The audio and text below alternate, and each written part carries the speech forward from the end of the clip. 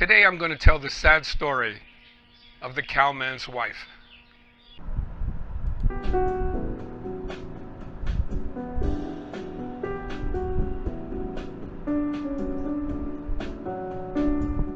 It was the mid-1970s. I just finished up my master's work at New York University, and the bicentennial celebration was taking place. We watched the tall ships come into New York Harbor. I applied for and was granted a job in Iran teaching English. Well, this was before the revolution, so things weren't too bad then. After my contract ended, after a year, I applied at Chiang Mai University and was offered a contract position there. So we moved back to Thailand.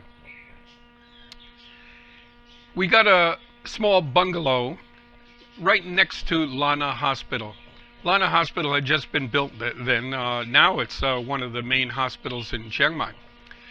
But it was on what was called then the super highway.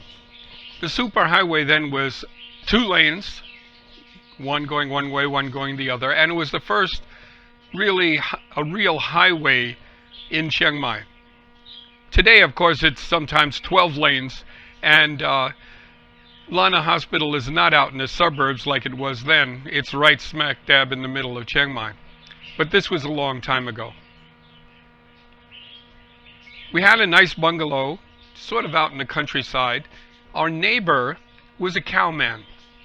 Today, milk is available in every 7-Eleven or convenience store or supermarket in the country.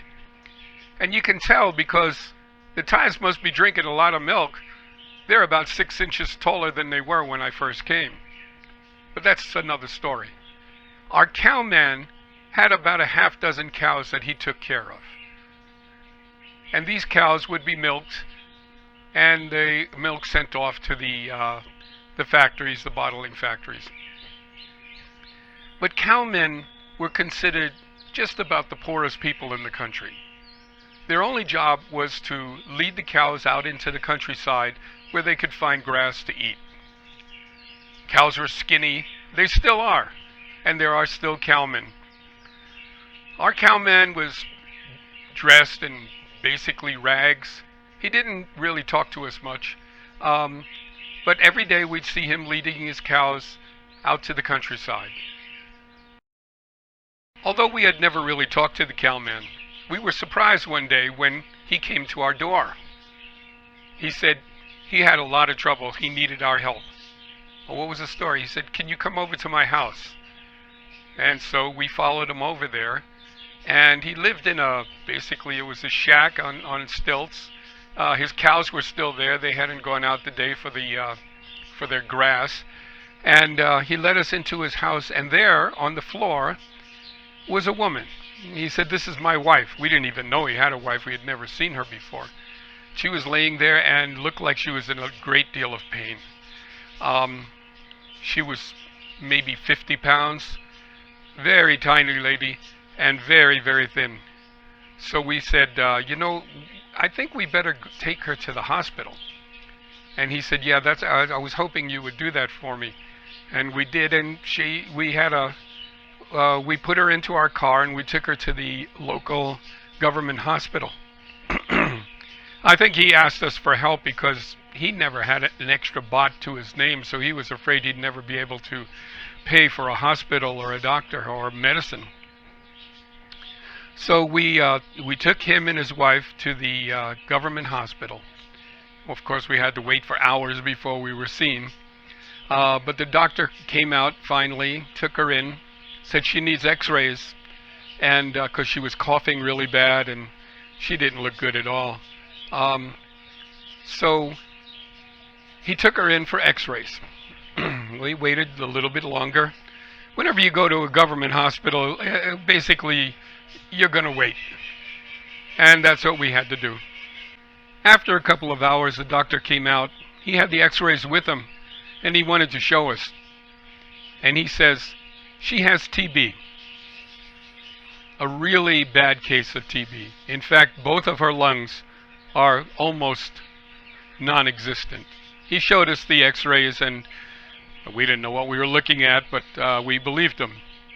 And we said, is there anything you can do? And he took us aside away from the cowman and said, there's no way she can survive this, but we'll give her some medication and see if anything happens. We didn't tell the cowman this, but he was pretty upset. His wife was still sort of semi-comatose. She wasn't really communicating very much. So they gave us a bunch of medication. At that time, I should say that at this time, there's this 30-baht system where if you pay 30 baht, you get a card and you could be treated for just about anything in Thailand. Back then, they didn't have that system, but they didn't charge this man anything. They could see that he didn't have anything to pay him, and so they just said, okay, you can go home.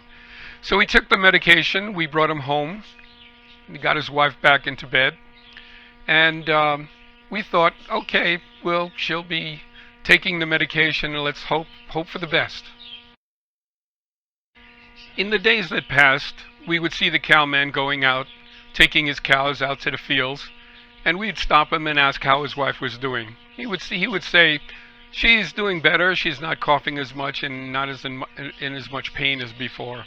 So we were happy maybe the medication was helping her a bit. But after about a month, we saw he didn't come out for a morning. We were wondering, oh, what was the problem? So we went across to his house, called him out. He came out, and he said, my wife died last night. We were pretty sad about that. He said, did you give her the medication? And he said, oh yeah, I gave it to her until it was all gone. And we said, well, wait a minute, you didn't get more medication? He said, I thought that's all you did, you just give her the medication and then she'd get better.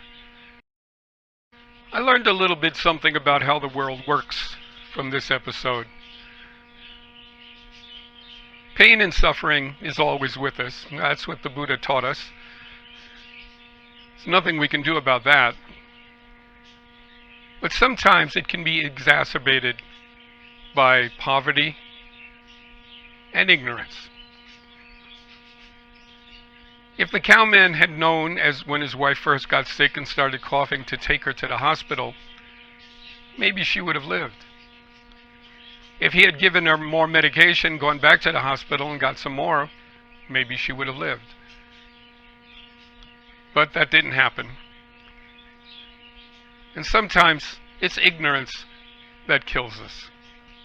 We paid for the cowman's wife's funeral, and that was basically that.